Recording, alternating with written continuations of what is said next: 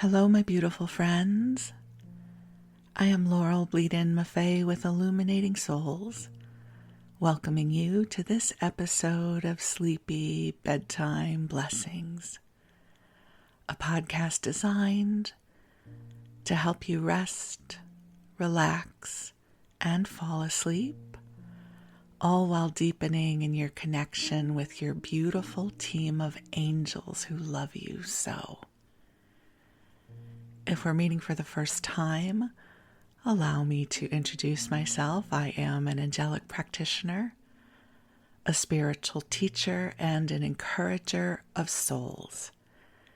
And I offer one-on-one angel sessions, a longer form of support, soul mentoring, and a variety of classes designed to inspire your spirit. I offer a new class or a new group about every 6 weeks or so there's always an opportunity to jump in. And one of the things I love so much about teaching and facilitating is the beautiful community we have.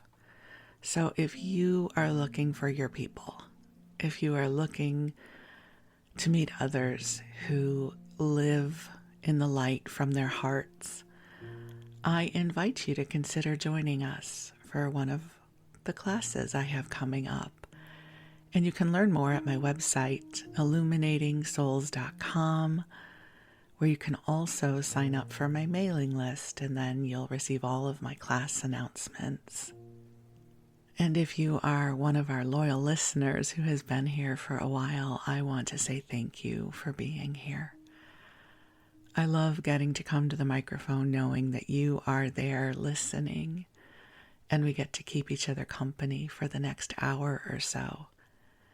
I do have a small request. If you would consider, please, leaving a rating and a review on iTunes, that would be wonderful.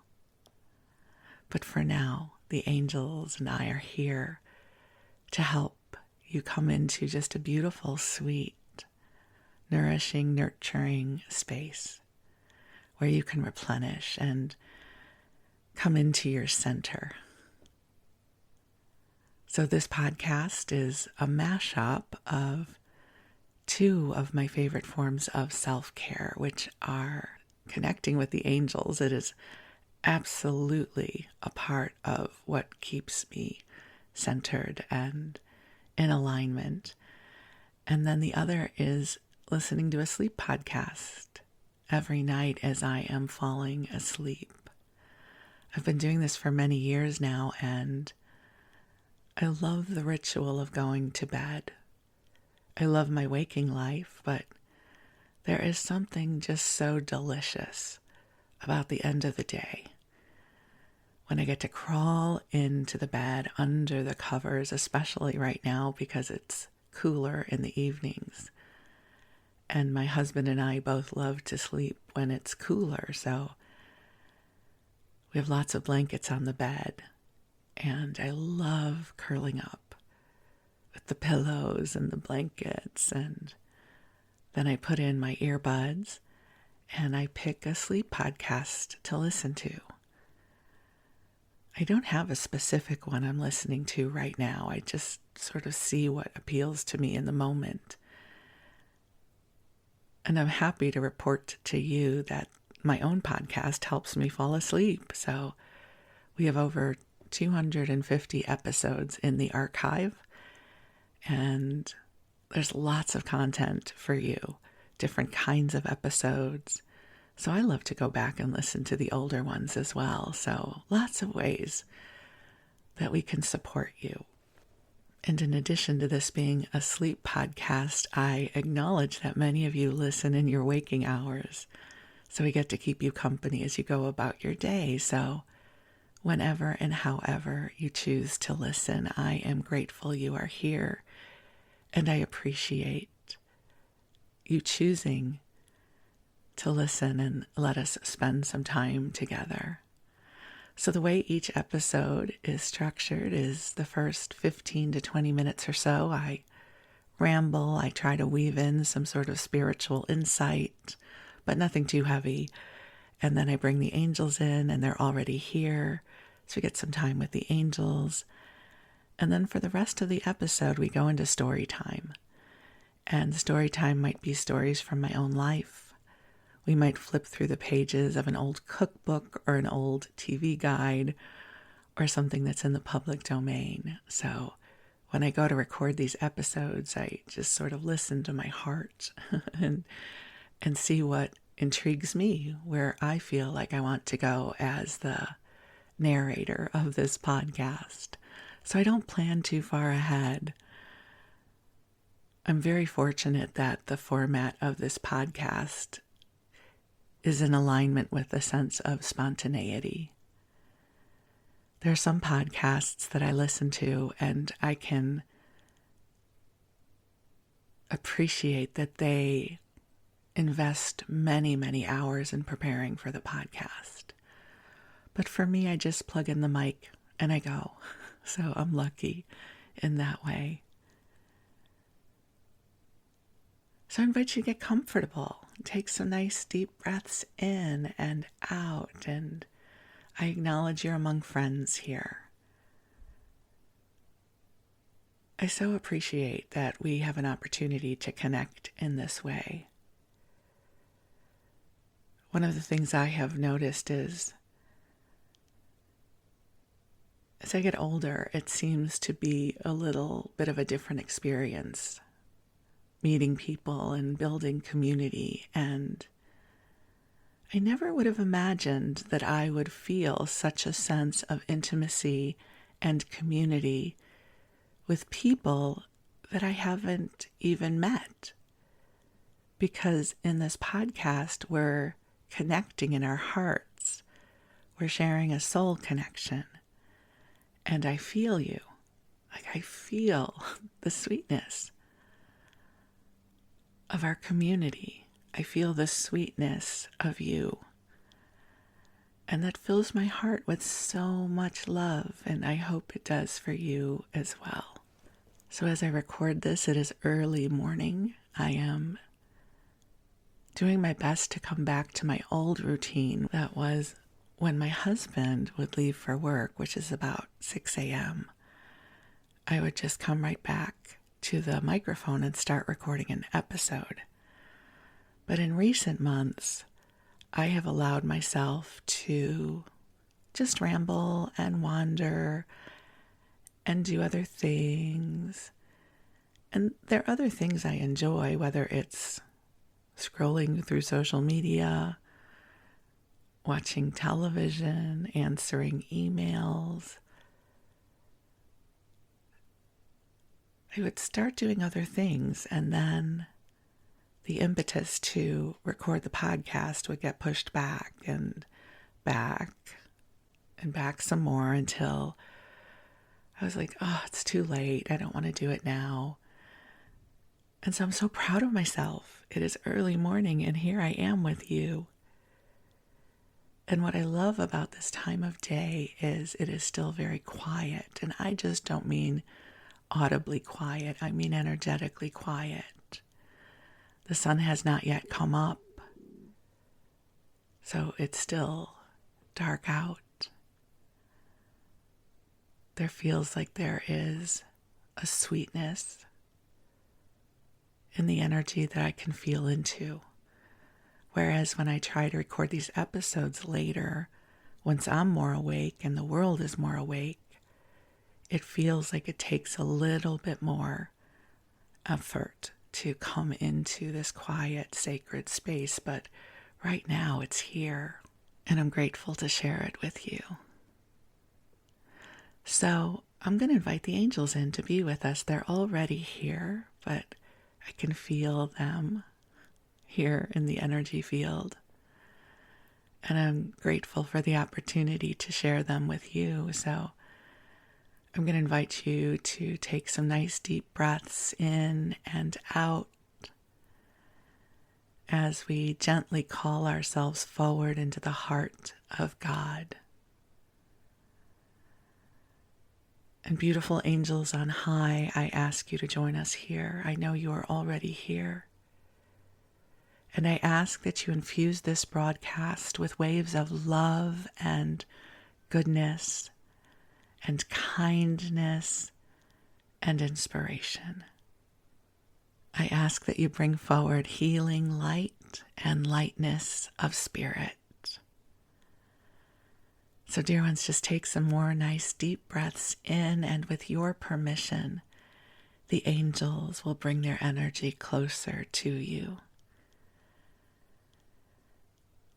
I always say with your permission because it is important that you always understand that you have dominion over your energy field. And from the angel's perspective, it is an honor and a blessing to be invited into your field. So we always say, with your permission, they will approach your energy field, and they do so very gently. And as they arrive, they fill the space you are in with a beautiful, soft, sweet light that is filled with love that has been calibrated just for you. That the angels know what you're going through. They know your heart. They know your challenges. And they are here to support you. And so they are bringing you an energy attunement right now that has been cultivated just for you, that even if there are many listening to this broadcast, each one of you is receiving your own special blend of divine light right now to support you and help you clear that which is not yours, to help you come into your authentic self, and so much more. And if you have prayers and intentions that you would like to share with the angels, you can bring this into your heart now. You can bring this into your heart at any time, but I think sometimes our personality self appreciates the opportunity to be invited forward in sacred space. So bring whatever is on your heart into the light here, where the angels will meet you. And just keep breathing as this beautiful love travels to every cell of your body, every thought in your mind, and every emotion in your heart. Every molecule of you is loved. There is no part of you that is left behind or left out.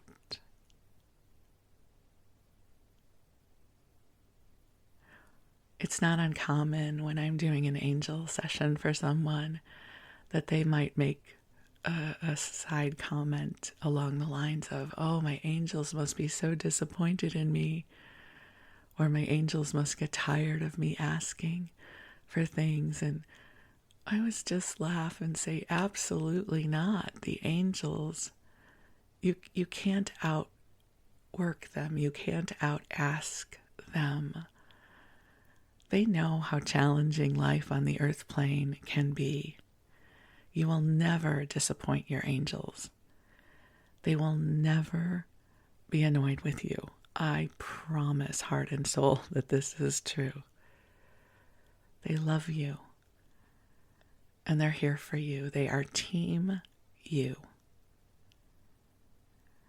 And they love you even when you don't feel lovable. Even if there are times that you cannot love yourself, they still love you. It's like the sun shining. The sun shines whether you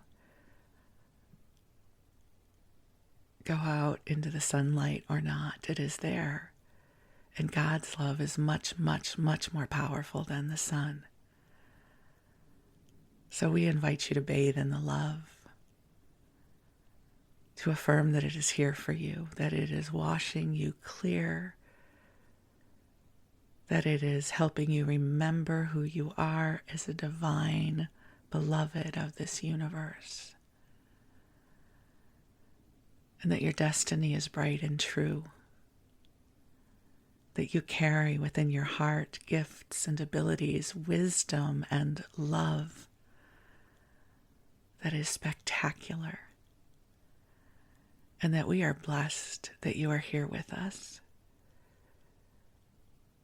And I am so grateful for the gift of you. So if you are preparing for sleep, I invite you to cozy on up and snuggle on in and drift off whenever your consciousness is ready to let go. And if these are your waking hours, then please stay awake and I will endeavor to be very good company for you and keep you mildly amused, but not so riveted that those of you who want to sleep cannot sleep. It's the beautiful thing of a sleep podcast is the bar's rather low. I get to ramble and I get to meander. I guess meandering and rambling are the same thing. And I get to not come to the point too quickly. And I don't have to share anything vitally important with you that you have to learn and pay attention to. But I will do my best to keep you amused. So I love you, and let's mosey on into story time. And I really don't think we get to use the word mosey enough in life, so moseying we will do. So for story time, we are going to go to an old book from 1875. It is Traveling and Its Requirements Addressed to Ladies. Now, I already read a little bit of this about a year ago, but I'm fascinated by this topic. And so we're going to read a little bit more. So before we get started, a couple of things. My first snippet is to ask if you have spent any time on Google Books looking up antiquarian books and magazines. It's a treasure trove of fascinating publications on everything you can imagine. So if you have a special interest, maybe go check out Google Books and search by subject and see what you can come up with. The traveling for women, especially in that time period, fascinates me. So a couple of disclaimers about myself. When I was younger, I loved to travel, and now I do not. I would say I have formed some mild travel anxiety. And I don't know it's that I don't feel safe. I think it's more that I love my home. I love being home. I love the energy of our home because I live with my husband, and when he is here with me, it's even better. So I love when the two of us are home, and the energy is beautiful, and I have all my stuff. So if I need something, it's right there. And I think right now for me with traveling, everything is different, right? Everything is changed. And I don't like that too much these days. Anyways, we're not going to make this about my desire not to travel right now. Instead, I'd like to talk about what it might have been like to have to travel or decide to travel in 1875, especially for the ladies. Why would they have different requirements? Well, certainly socially, there were different norms, different requirements than men had. And certainly in terms of clothing and packing and what we needed to take along was very, very different. Because in 1875, we had to wear a lot of things. A corset or a girdle and different skirts and petticoats and hats, and oh my God, I get exhausted just reading about it. I am definitely a comfort-driven person.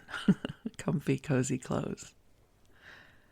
yet I'm still fascinated by this. There are many things I enjoy reading about and watching content about that I never want to do myself, but I really enjoy watching others, like the show Survivor. No part of me ever wants to go to a deserted island somewhere with nothing and have to survive. I would last 2 minutes and then I would say, forget it. I changed my mind. I'm done. The first mosquito would bite me and I'd be like, yeah, no. Take me to the fluffy hotel, please. So we're going to come back to this book and we're going to pick up in the part of the book where the author, a woman, where she is talking to us about how to prepare to travel to America, because she is based in London. So we're going to find out what it might take for someone in the UK back in 1875 to travel to America. So we start, as it will be quite the fashion during the summer season of 1876 to pay a visit to the exhibition to be held in the city of Philadelphia. Adding a consequent tour through the United States, I think a few special hints on outfit and necessaries for this voyage will be acceptable to my readers. So this must be the World Exposition that was held in Philadelphia in 1876. And of course, it being 1876 or 1875, the only way to get from Europe to America is by boat, by ship. There's a difference between a boat and a ship, but a very large ship. So, even in summer, it is never warm enough on the northern Atlantic to dispense with furs and warm wraps. Okay, she's going to be talking about different kinds of furs here, and I'm going to skip that part because that just makes me sad. So stuff I'm skipping, but to dress warm is basically what she's saying. For the sea voyage, choose a simple dress of soft, warm tweed, of a dark gray color, made in the princess form and buttoned down the front from the neck. The skirt must be furnished with pockets on either side, made deep enough to hold little things likely to be required whilst lying on the berth, such as a few pocket handkerchiefs, smelling bottle, eau de cologne, small brush and comb, scissors, etc. A more stylish dress must be worn for landing. Very warm underclothing is indispensable. Indeed, a flannel suit, viz, V-I-Z, I don't know what that means. Is that vis-a-vis, perhaps? Drawers, chemise, and petticoat should be worn both night and day. Petticoats should, if possible, be made with shoulder straps or attached to a garment suspender. I have worn one bought at Hope's, 61 New Bond Street, London, West, and find it exceedingly comfortable at all times whilst traveling, and more especially during seasickness, when all bands should be avoided, it being very injurious to health to have the waist tightened when in a recumbent position. Okay, well, that just sounds miserable, but okay, I appreciate her wanting us to be comfortable. Very easy boots for stateroom wear, and over the shoes for deck promenade, perhaps. American ladies dress very expensively and in the latest European fashion. Therefore, care must be taken that all costumes be made in a thoroughly stylish manner and the quality be unexceptionable. For a stay of 3 months, I should suggest taking 2 traveling costumes, one for sea voyage, one for inland railway journeys, 2 handsome black silk dresses, one untrain, one walking length, one light silk of some pretty soft shade made with low bodice to wear under high dresses of thin material, which can be varied, such as black silk grenadine, white ditto, white Indian muslin, Hamburg net, black lace, etc. These will be required for dinners, theaters, and small receptions. In America, as in Paris, everyone wears high dresses except for opera and balls. One afternoon toilette, a brown silk foliard skirt and sleeves with cream-colored damask silk overdress would form a pretty style for this. 2 foliard costumes, it's Foulard. I don't know what kind of fabric that is. Simply made and trimmed for morning wear. A black silk velvet jacket and a black lace shawl will be found invaluable. It is advisable to take a good supply of boots, gloves, and millinery of every description, 2 or 3 pretty bonnets suitable for fêtes and theaters, and a change of hats.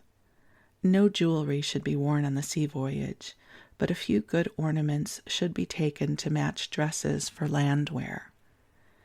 It is a good plan to wear everything once before starting, so as to avoid custom house duties, as these are very high in America.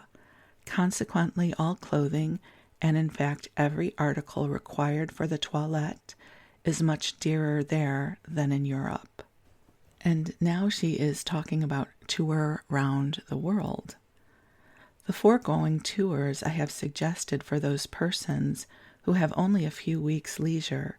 In this chapter, I propose a more stupendous, I love that word, stupendous, I'm going to have to use that word more often, undertaking for all who have money and time at their command, nothing less than a tour round the world, in all caps. This looks at first sight very startling, but I hope to show how very easily, even by ladies, this truly grand tour may be made without more than usual risk and fatigue of ordinary excursions. In the year 1872, Mr. Thomas Cook started on what he himself describes as the greatest tour of his traveling life, with the highly commendable intention of surmounting all difficulties and to form such arrangements, by the way, that for the future this circuit of 25,000 miles should be as easily and pleasantly made as a short trip to the continent. By God's blessing, this great journey was safely accomplished, and Mr. Cook has now the proud satisfaction of feeling that, by his courage, patience, perseverance, thousands may travel safely and comfortably in the lands hitherto only known to the mass by tradition and by the stories of a brave few men who have risked their lives in the cause of science. Wow, that's interesting, this desire to go around the world, especially back then when it wasn't a well-known commodity. These days, if we want to travel abroad, we can watch YouTube videos, we can read about it, we have friends who've gone, but back then, you might not know anybody who's ever been to some of these places. So we'll continue. To the very large number of ladies who have bountiful means, but whose sphere of action is limited and insufficient, and those whose daily complaint is lack of occupation, I say, make this tour, and see for yourselves the condition of our brethren in foreign lands, so that on returning you can use your powerful influence in forwarding missionary work, and be able to speak all the more eloquently in this righteous cause from personal experience of even a short duration. To the young, the advantages offered are infinite. On such a tour, the mind must be enlarged, the ideas elevated, and the general education of the senses completed. I will now state how and at what cost this circuit can be made. To do this thoroughly, I cannot do better than to give an abstract of a program sent to me by Messrs. Cook of a proposed personally conducted party arranged to start from Liverpool on the 28th of August, 1875 for New York. On the 13th, leave New York for Philadelphia. 16 days to be spent in America, visiting all the principal points of interest, Niagara Falls, Salt Lake City, etc. On September 29th, leave Salt Lake for San Francisco. On October 1st, sail for Yokohama. This sail takes about 24 days. On December 27th, sail from Yokohama for the inland sea of Japan, arriving at Shanghai in about 7 days. Time of leaving Shanghai a little certain, but expect to arrive at Hong Kong in time to go up to Canton, and then resume voyage from Hong Kong on November 25th as to reach Singapore on December 1st.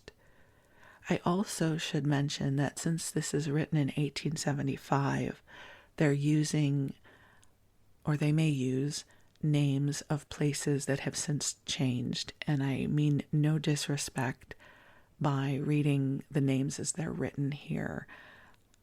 So I just wanted to mention that.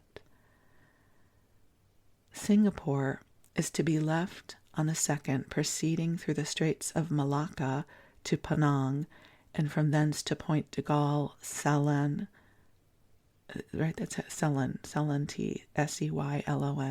Calcutta will be reached about January 9th. If practicable, a call will be made at Madras, situated about midway between Point de Galle and Calcutta, but this depends entirely upon the state of the sea, the surf being frequently too rough to admit of landing. On January 14th, leave Calcutta for Benares, the holy city of the Hindus. One clear day here, and on the 17th, depart for Agra. Leave Agra on the 20th, reaching Delhi in the evening, and 3 days are allowed in Delhi and its locality. Leave Delhi on January 24th for Kanpur. On the 26th, Kanpur for Lucknow, 3 hours by railway. Return to Kanpur, it's Cawnpore, and proceed in the evening of the same to Allahabad. Again, I'm so sorry. I don't know if these are still names of cities or if they've changed, or countries, so I'm going to just do my best to keep going. On the 26th, go to Jubbulpore. 1 day there, leave on the 31st for Bombay. 6 days to be spent in Bombay, which of course now is Mumbai, and it was always Mumbai. It just had been changed by the English. And on February 7th, leave for Aden and Suez. Arrive at Suez on February 20th. 21st, take railway to Cairo. This is a lot, right? At Cairo, arrangements can be made for a trip to the Nile and for Palestine. Of course, that is now a hotbed of conversation, which may occupy from 1 to 2 months according to the route selected. But for those who do not wish to ascend the Nile or go into Palestine, the following route is proposed. Leave Cairo for Alexandria on the 26th, the 27th to be spent in Alexandria. On the 28th, sail for Brindisi. Reach Brindisi on March 3rd and proceed the same night to Naples. 3 days at Naples and go to Rome. On the 7th, spend 4 days in Rome and reach Florence. On the 12th, leaving on the 15th for Turin, and on the 17th, leave Turin for Paris, and after a week's rest there, reach London on March 24th. The cost of the whole round the world amounts to about £325 English, including first-class railway and steamboat accommodations, also baggage not exceeding £100 from London to Brindisi, and £60 from Brindisi to London. Sleeping cars on American and Indian railways, extra tickets from Salt Lake, from Hong Kong to Canton and back, from Allahabad to Delhi and back, also railway for one day from Yokohama to Yedo and back, but not street carriages called rickshaws, neither for any carriages in towns and cities, nor fees and gratuities to stewards of steamers or hotel servants. Hotel accommodation for 100 days in America, Japan, China, India, Egypt, and Europe, baggage and omnibus transfer between railways and hotels while with the conductor. By combining the outfit suggested for America with that for the south of France, adding a proportionate amount of underclothing and one extra woolen costume for steamboat wear, all real wants will be supplied, and on such a tour superfluities must be done without. For the information of ladies residing in the country or abroad, I here mention that Madam Hope, 61, New Bond Street, London, may be safely entrusted with the arrangement of a suitable outfit for this or any other tour. She has great taste and judgment in selecting suitable costumes for all occasions. So I have a question for you. If you were to time travel and exist in 1875, would you want to take a tour like that? Would that have appeal to you? I don't know that I would have. You know what intimidates me just looking at all of that from the consciousness that I have now is my physical comfort, because there are so many garments that have to be worn. And some of these places are so hot. I can't imagine having to wear all of the ladies' garb and be in India, or travel to Africa, or Turkey, or any of these places to go to the deserts in all of this European finery that women were required to wear back then. I just can't imagine I would be a nice person. But that's me right now, and everything is for my comfort. Like, I need everything to be comfortable. Maybe that wouldn't have mattered to me that much because I would have grown used to wearing these kinds of clothes. We're now going to go into a section about what the little ones might mean, the little travelers. So for boys or girls over 4 years, oh my God, making this journey with little kids who probably were better behaved back then. And in all likelihood, if we have the money to go around the world, there are nannies and governesses involved. I could only imagine. So for boys or girls over 4 years, there is no material to equal serge for wear when traveling or for the seaside. Pretty little dresses may be made with plain skirt, trimmed with graduated braid, either white or colored, and a princess polonaise, I don't know what that is, but it sounds lovely, made in one piece from the neck, braided to match, and buttoned down the front with pearl buttons. For hot days, the skirt would look well under Holland polonaise, trimmed with the same braid as the serge. Indeed, 2 or 3 Holland or linen dresses, made very simply, should be added to every child's wardrobe. The darlings, I love this, the darlings can amuse themselves so much more when they have nothing on likely to be spoiled by a little dirt, and get them at the same time into disgrace with nurse or mamma. So there is a nurse, like the nurse, the nanny, the governess. I think it's a great cruelty to dress children up in expensive dresses to satisfy our own vanity, and then scold them unmercifully if they get damaged. Red turkey twill trims Holland frocks very nicely and washes well. I have no idea what that just said, but that is a fun sentence to read. Red turkey twill trims Holland frocks very nicely and washes well. A broad sash of the twill looks very stylish. A good stock of warm stockings and thick-soled boots and shoes is very necessary to keep the feet dry, is one of the surest means to preserve the health of children and to avoid colds and their consequent evils. Flannel shirts and petticoats should be worn at all times, and underlinen is far more healthy made of linen than calico. And I don't know about anyone else, but whenever they mention flannel, I'm seeing lumberjack. I know that that's not what they're talking about, the lumberjack plaid that we now think of when we say flannel shirts, but that's what my head is doing. I don't know why you needed to know that, but it is a sleep podcast, so there you go.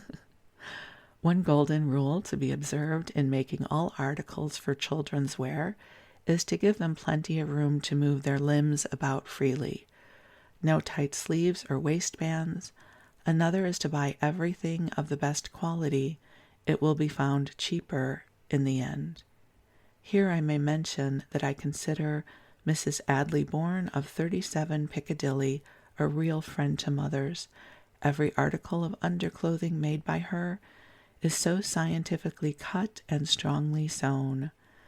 As these little beings are always fond of sunshine, a quilted cotton sunbonnet is a very good invention for them. It must have a broad curtain at the back to protect the neck. These hoods are worn by girls at 12 and 13 years of age abroad and are very comfortable. A waterproof tweed jacket with hood and sleeves should be made so as to cover the frock entirely. And then this section ends, so I realize she's just talking about the little ladies, not the little boys. So we are staying on trend here of just talking about what to do for the ladies, even if they're little girls. All right, now we're going to move on to luggage. Well, here's my question. Do you think they have ladies' maid? I mean, this woman cannot be packing her own luggage, right? I mean, there must be help involved. Like I'm thinking Downton Abbey, Anna taking care of Lady Mary. Okay, so luggage. The conventional overfilled dressing bag with silver mountain bottles, etc., is better left at home in all cases. The superfluous fittings take up too much room, make the weight great, and are always looked out for by thieves.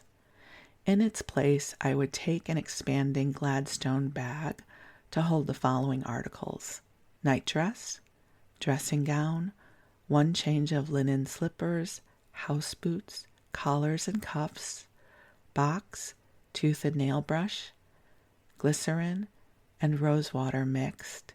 This latter is invaluable to prevent skin chapping.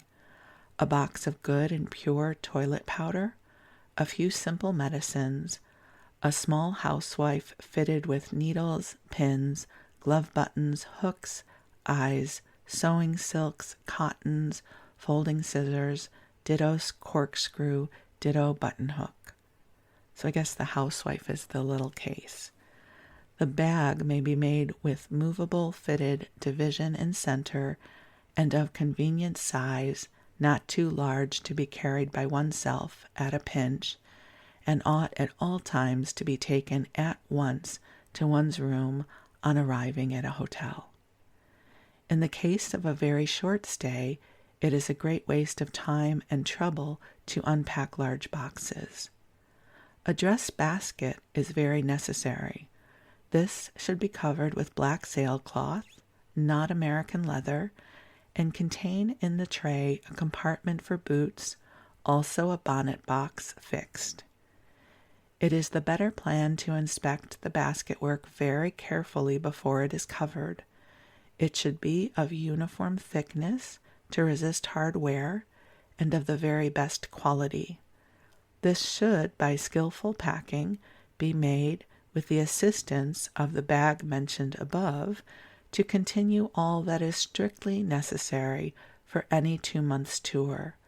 Of course, where economy is not studied, the number of dresses can be increased at will. This is sounding very complicated. See, it was very complicated to be a lady back then. The basket I have in use was made by C.H. Stanbury, 91 Fleet Street, London, EC, after my own idea, with fixed basket work, bonnet box, etc. It has proved satisfactory in every way. The prices of these baskets range from 55 S, I don't know what that is, would that be pence? To £4, sorry, being American here, £4, according to the size and finish. I saw the other day in Paris at a shop some ingenious traveling trunks, which I think would be very useful to ladies traveling without a maid. Oh, so we were talking about if you have a maid, and now for those who might not. Listen, if I'm going to time travel back there, I would like to have a maid. A lady's maid. They save all trouble. Okay, so let me restart that sentence. I think it would be very useful to ladies traveling without a maid. They save all trouble when requiring anything in a hurry. After opening the lid, the front of the trunk lets down, disclosing several tiers of drawers, one of the bottom ones being deep enough to hold dresses and a bonnet. At the top, there is the usual movable tray, as in all trunks. Of course, I do not yet know whether this combination of drawers and trunk would stand hard wear, but I have no doubt as to its convenience and comfort, lessening the fatigue of packing to a wonderful extent. In fact, after starting, it need never be unpacked, as articles can be replaced after use, as in an ordinary chest of drawers. And what is of great importance, nothing need get crushed. I also strongly advise taking a small lunch basket fully fitted with knives, large and small forks, glass, plates, and napkins. This can always be replenished at a very small cost from any hotel, and as the distance is often great between the railway buffets, it will be found a real pleasure and comfort to refresh exhausted nature when required. See, they're talking about road food snacks. You must have snacks for any sort of travel adventure, right? Nothing adds to the fatigue of traveling so much as hunger and thirst. Yes, a little fruit should not be forgotten. Okay, sidebar. What are your road trip snacks? Like when you're preparing for a road trip. I start off healthy. Like I pack healthy things in a cooler because I actually really need them. But usually, inevitably, a bag of Doritos winds up in the car. I don't know what it is about Doritos, but when I'm traveling long distances in the car, I get to have them. So I will put Doritos on my must-have for any sort of long-term travel. I will not take them on the plane, though. That is strictly automobile road trip food. On a plane, I try to pack more options in case we're stuck on the plane for hours. So some protein bars, some sort of snacky bits that pack easily. So, anyways, little sidebar on our road trip snacks, because I will be crabby if I am not well fed on the trip. And now we're going to be talking about wraps. So what kind of wraps we need? Take as many as can be conveniently strapped together, but I find one long waterproof tweed cloak made large enough to pass freely over any costume worth half a dozen shawls. It must not be of the flimsy material called waterproof, sold at the usual drapery establishments, but the quality kept at Scotch warehouses, and by one or two tailors who have made comfortable traveling garments for ladies a specialty. The shape known as the Ulster Universal Cloak, with movable cape and hood, is excellent in every way. It is an invention of Mr. Benjamin, 38 Conduit Street, London, West.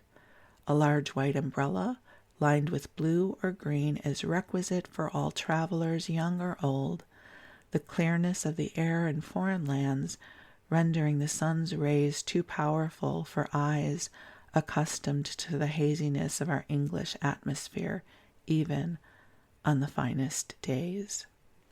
All right, and we are going to end by reading a little bit of the next chapter called Souvenirs and Where to Buy Them. So souvenirs are always a big part of traveling, yes, especially for children. As a child, always looked forward to whatever souvenirs we got to pick out. I will say one bone of contention. There was always inevitably the place that had the name license plates. Never, ever, ever did they have Laurel. I love my name now. Did not love it as a child. I wanted to be named Tina because you could get Tina anything. I thought Tina was the grooviest name. So had I been able to change my own name when I was 7 years old, I would now be called Tina, which has nothing to do with souvenirs. I went there because of the license plate names. Did you get to have a license plate name Tchotchke when you were a kid? Let me know. Okay. Paris. We're going to talk about souvenirs in Paris. If I were going to Paris, the souvenirs I would want, I would go to a yarn store for sure. And I would just want food. Like I would want to take back condiments and whatever I could carry that would last. Okay, this is in French that I will mispronounce badly. I'm just going to say it like an American. Objects deluxe are exported from this World's Fair to all the chief towns in the universe. In the universe. In the universe. They have them on Mars. Okay, sorry. I'm towards the end of this recording, and apparently I am getting a little punchy.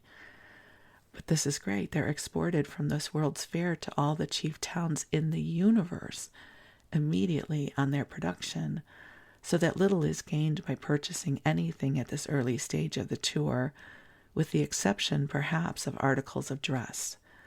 Those always differ in style from English-made goods and are invariably in perfect taste. There are several large drapers' establishments here. I will not pronounce the name because it's in French, and I will not do that well, are capital places for ladies to indulge in purchasing all kinds of lovely trifles to set off their traveling dresses or to send home as presents. Both keep a regular staff of English and American assistants, and prices are not exorbitant, as is usually the case in places where English spoken is conspicuously posted in the windows as a draw for travelers.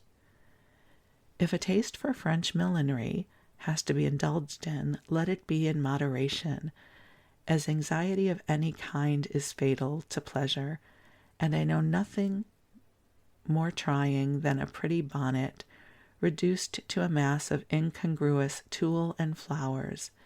Therefore, do not purchase any more than can be conveniently stowed away in a dress basket. An economical and very stylish milliner can be found at 22 Rue Vivienne, not far from the Grand Opera. Okay, how about Venice? So if we're going to Venice, this is what she recommends. Here wise people buy high-class photographs of Italian interest. They are most lovely, either from Naya or Ponti. Both their shops are situated in the Piazza San Marco. A visit to the numerous glassworks should not be forgotten, where charming little knickknacks are to be brought. Also necklaces of Venetian beads, and many things both useful and ornamental. In Florence, various objects are manufactured in marble statuary and mosaics, some not too large to prove an encumbrance when traveling.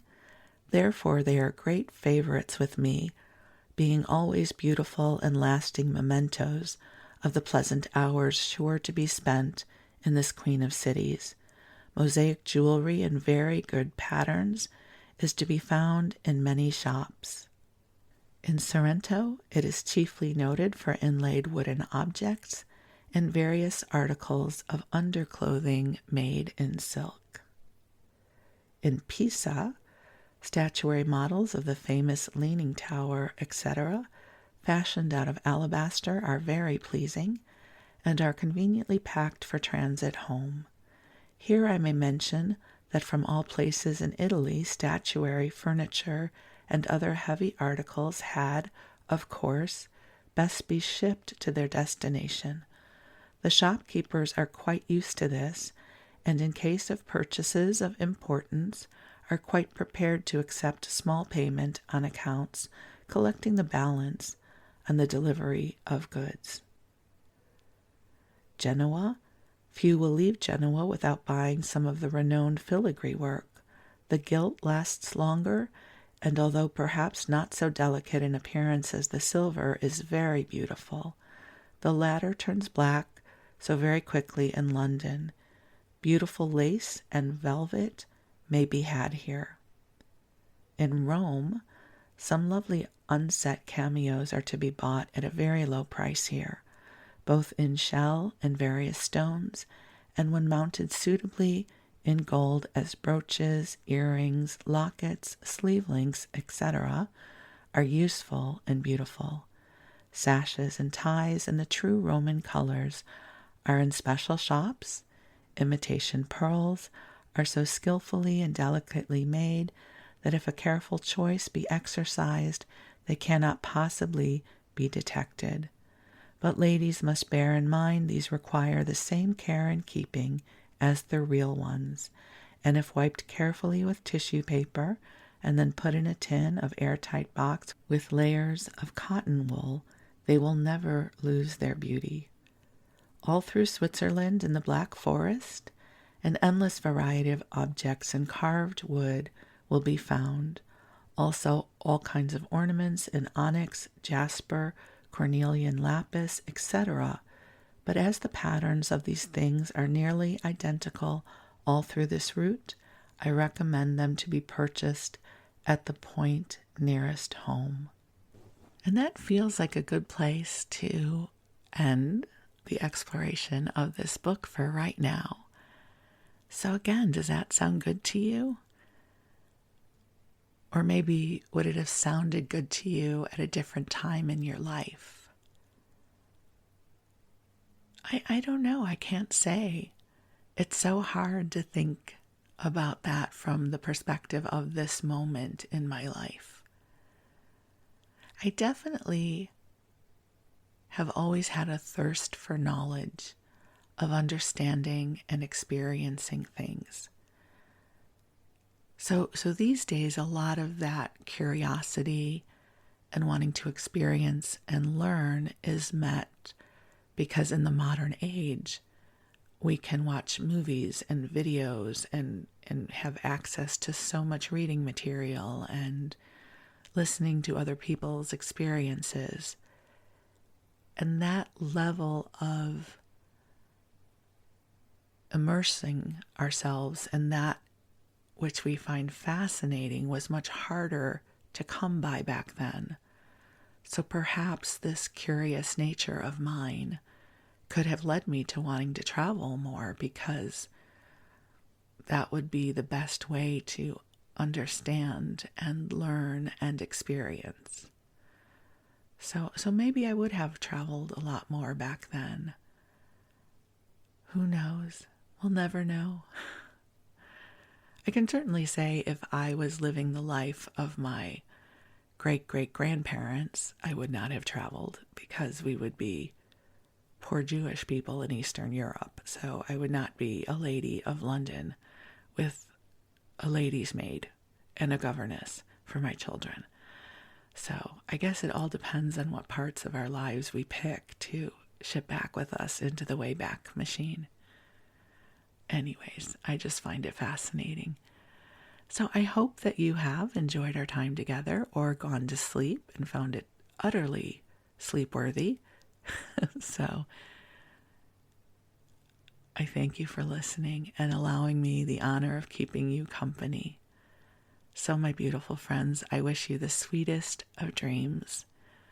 I wish you happiness and goodness, and I'm so deeply grateful for the gift of you. We'll be back together again soon. Thank you, and I love you.